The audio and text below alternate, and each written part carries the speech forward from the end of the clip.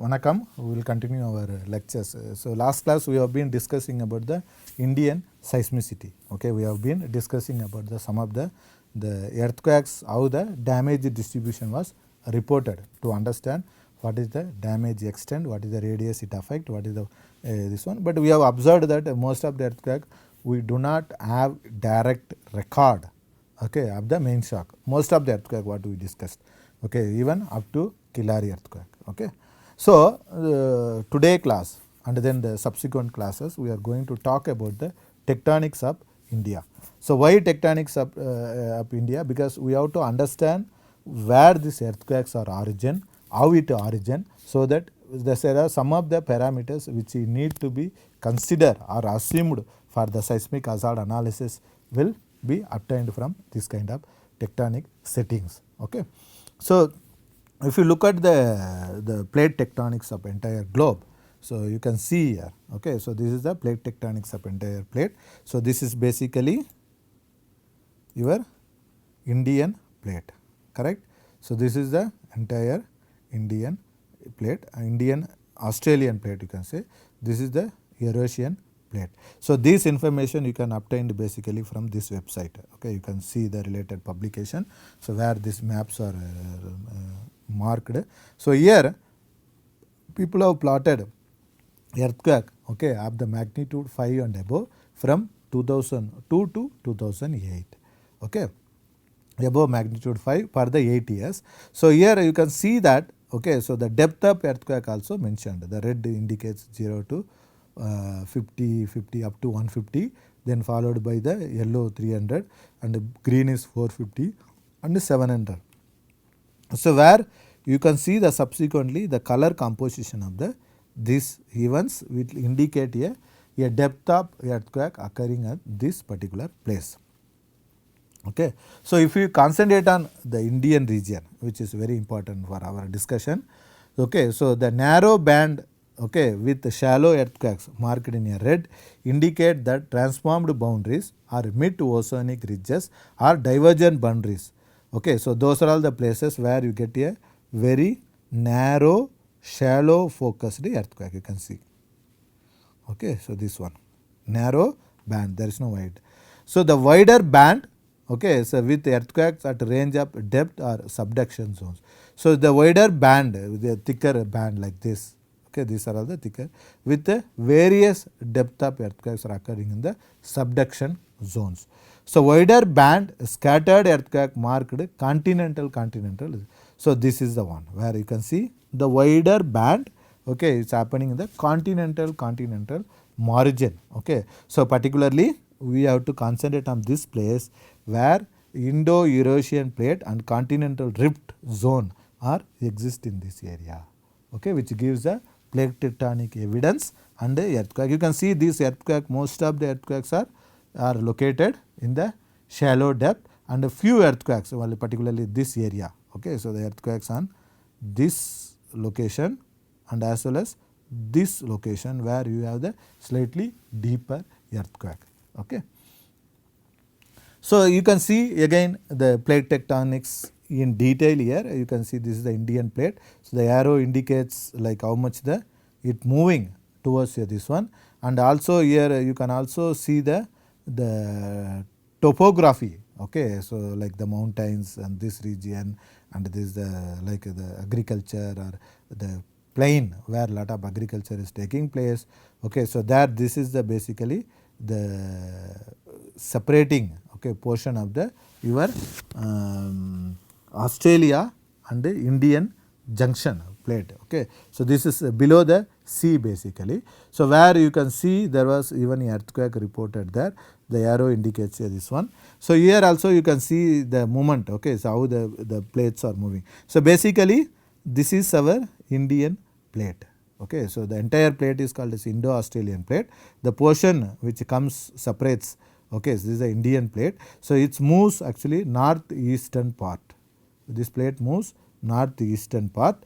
Okay. The speed is given in millimeter per year. So, how much it moves, okay, per millimeter per year is mentioned as this one with related to the African plate. Okay. It is not the actual movement what is taking place with reference to the African plate, because the particular data what they used or extracted here was actually somebody was writing the African plate kind of studies. They related how the Indian plates is moving with respect to their plate. So that is how you can see this one. So this example gives, okay, so how our plate, okay, a different portion, how it behaves and moves, the details about your plate tectonics. So this you can even well relate with our continental drift theory.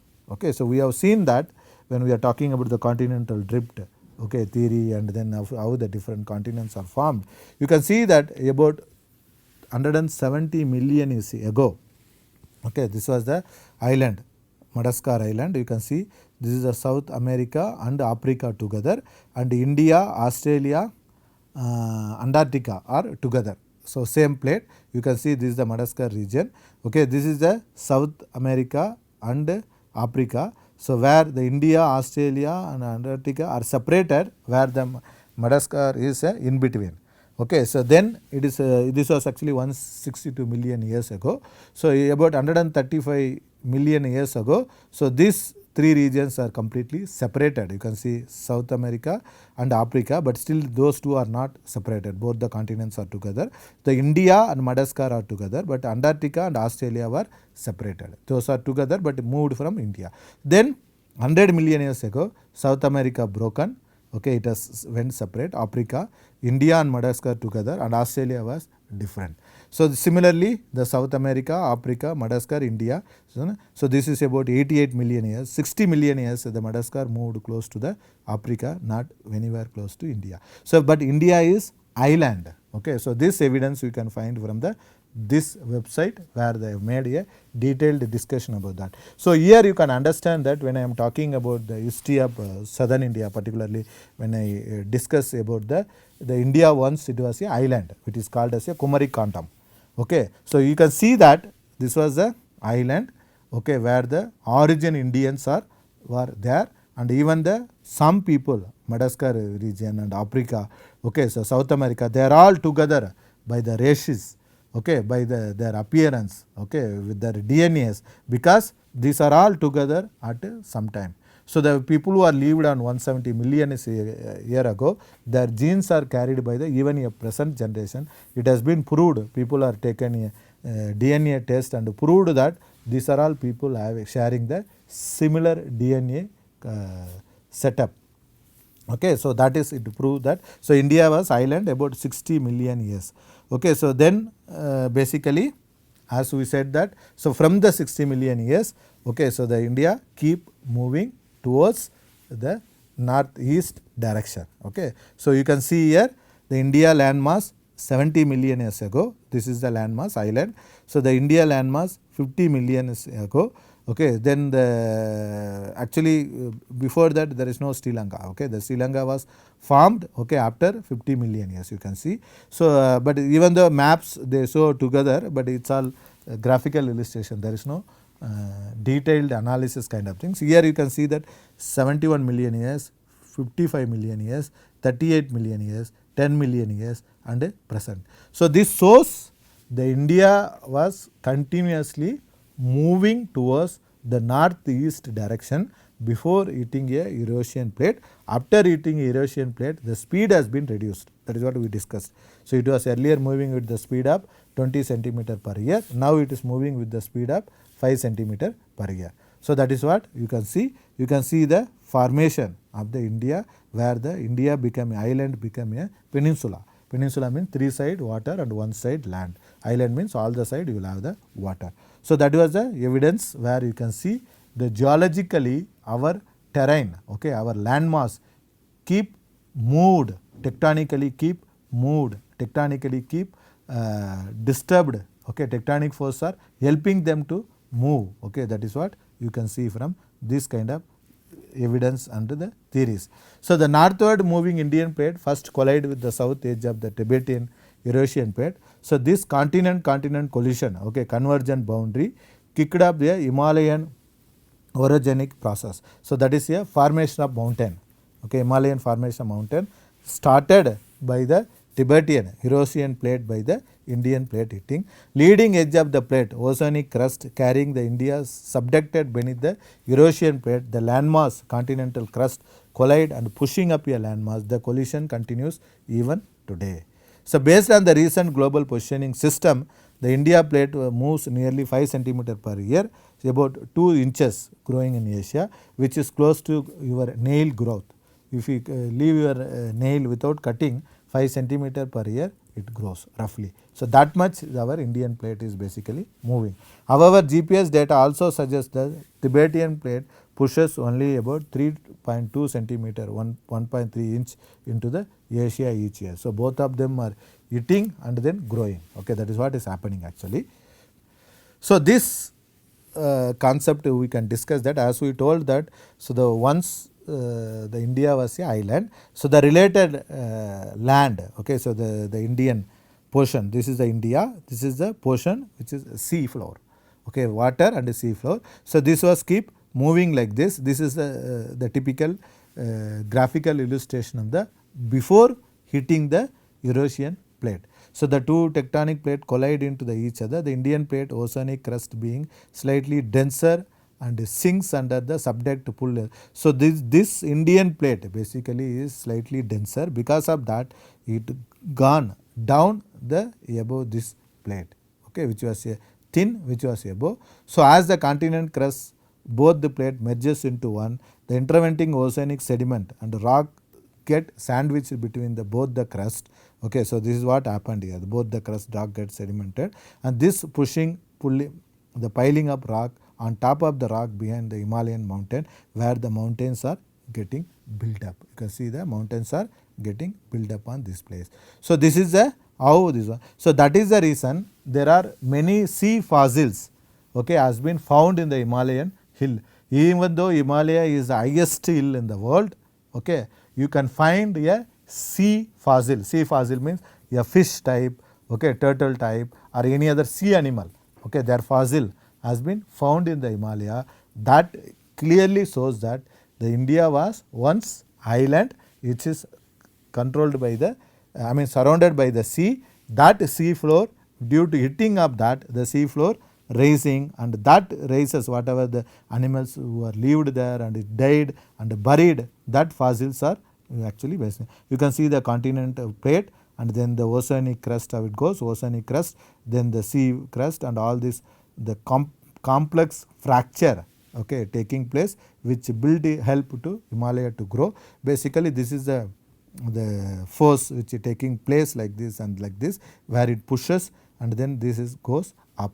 Okay, so this is the basically the continental collision. Okay, so this converges the zones in the northern Himalaya. Whereas the continent collision, earthquakes are scattered over a much wider area, which we have seen that compared earthquake along the mid-oceanic ridges. So, that is the evidence where you can see continent to continent collision. So, where the area of earthquakes are wider, okay, because of the large land formation. Indian plate collided with the Eurasian plate, which we have seen. At one time, the India was separate continent. The oceanic crust separated India and Eurasian plate. At a time, subduction zone existed where oceanic lithosphere Indian subducted beneath the Eurasian plate, but two landmass finally met. They became a locked together and subduction zone was closed. So, earlier this Indian continent to continent close was subduction zone, okay, under a sea. But when the two landmass are hit together, the subduction is disappear, it became a continent to continent convergence zone. Okay. So, subduction became a convergence zone in the geological age. Today, the Indian plate is still pushing against the Eurasian plate. The region indicated by the red arrows in the figure in next. So, where you can see how this pushing. So, you can see here the earthquakes. Okay. So the collision accommodated transformed boundaries along the Indian plate. Regions are overall transformation indicated in the figure with the blue arrows. Okay. So, this is basically, so the blue arrows. So, you can see here basically this map. So, this is how the Indian plate pushing, and this boundaries, okay, these are all the boundaries become a continent to continent subduction, and then now it become a, so the more or less like the convergent zone of action these regions, but this joins, okay, because of this action this is become a transformed boundaries, okay, the northeast and the northwest of the plate boundary act in the action of transformed, okay, boundary action. So that we have to remember. The earthquake of magnitude 4.5 and above from 1990 to 2017, the researchers are plotted this. This was taken from this particular source. So where the collision zone between the Indian and Eurasian plate, you can see red line plate boundaries and red arrows collision zones, blue arrow transformed boundaries. You can see the wide distribution of earthquake. So when it comes to here, the distribution of earthquakes are almost like thin kind of things when compared to this size. Here you can see the wide distribution of earthquakes in that region. So they also marked some of the earthquakes which you have seen in the previously. This is the area where this map is plotted. You can see this. Okay. So the majority of earthquake in figure, okay, occurs at depth less than 70 kilometer. However, they are still abundant down to 150 kilometer, extend more than 300 kilometer depth at some locations. Okay. The deeper earthquake may be caused by the continued northwestern subduction part of Indian plate beneath the Eurasian plate. So the deeper earthquakes are happening due to the subduction action at the Indian and the Eurasian plate. So which is occurs very rarely because that subduction was there long back. Okay, even though area is no longer subduction zone, subducted slab still remains and subjected to stress can trigger a earthquake. So which indicates that there may be possibility of the subduction earthquakes also in this region. So apart from the active crustal shallow earthquakes, some earthquakes in the figure are related to the transform fault either side of the Indian. So the both the side of India basically we have the transformed boundaries. Most of the other areas related to the cruising caused by the continued convergent and Indian Eurasian plate. The cruising has occurred Eurasian plate to be thrust over Indian plate, building a Himalaya and the Tibetan place enormous height. Okay, these are all eating together and growing. That's why Himalaya is keep increasing there, right. Most of the earthquakes figure are related to the thrust fault shown in the this one, and the hundreds of other similar ones cannot be shown in this case. The southernmost thrust faults figure next slide, main boundary to the convergent boundary of the previous slide. So you can see here, so how the thrust fault formed due to this action, how these earthquakes are oriented. So the schematic diagram of Indo-Asia convergent boundary showing the example type of fault systems, the earthquakes are focused. Okay, the fault system are you are focused. So these are all helpful to identify your ground motion prediction equation. Okay, what type of tectonic setting it has been developed, because as we have seen that the number of prediction equation developed for India is lesser when compared to its seismic activity. So that if you want to use a equation developed elsewhere, how do you consider? Okay, that is what is given. So the Himalayan are the convergent continent to continent boundary. They are continue to form because they are subduction zone along the whole east coast of Asia. Continental crust is free to move easternwards. Okay, so that is what it says. So you can see the cross section, typical cross section represented by preparing a graphics figure. You can see what are the like Terai, Silvax, middle mountain, high mountain, high Himalaya, Tibetan plate, the Eurasian plate and Indian plate. Okay, how it moves, you can see here how it moves. All those information you can get. So from this it is very clear that okay, our India is formed by hitting a two plate. So once it was a subduction zone, then now it's become a continent to continent divergence zone, convergence zone, continent to continent. So there is a possibility of active shallow convergent zone earthquake as well as the subduction zone earthquake in the region. Generally subduction zone earthquakes can occur very deep. Okay, so where 350-300 kilometer. Because of deep in nature, the seismic force released by these earthquakes are not much affect the cause damage. But at the same time, we should not ignore that. And then, but the earthquakes which is caused by the continent, so convergent action, which is a active tectonic shallow crystal nature. Okay, so most of the fault in the region thrust fault, both the eastern and western side we have the transformed boundaries, so where the earthquakes can occur. So this is about the, I am talking about the northern India, more on northern India. So I am not talking about the subduction zone of the Andaman Nicobar area. Okay, so that is also very important, but the number of island there was only so much cover. So our Indian landmass in this area was negligible. So because of that, we always hereafter talk about the peninsular India and our northern India and northwest and northeastern part of India and its related tectonic activity. So these are all we are going to discuss in the coming classes. Okay, we are going to talk about more on our Indian tectonic, this one particularly the areas where you can see this part. Okay, so this region we will be discussing and this region will be discussing, this region will be. So what are the different geological studies are done, how the tectonic people try to understand, and we try to also discuss about that, because our most of the populations are located on this part, even though this subduction zone also part of Indians tectonics, but we don't give much attention there, only we will concentrate much on here. So these settings will help you to identify what type of nature tectonic earthquakes are occurring, what depth it is occurring, what is the range of magnitude occurring. So those are all the information you get from the tectonic settings. So we will discuss this further in the next class. So thank you very much for watching this video. So I will meet you in the next class. Thank you.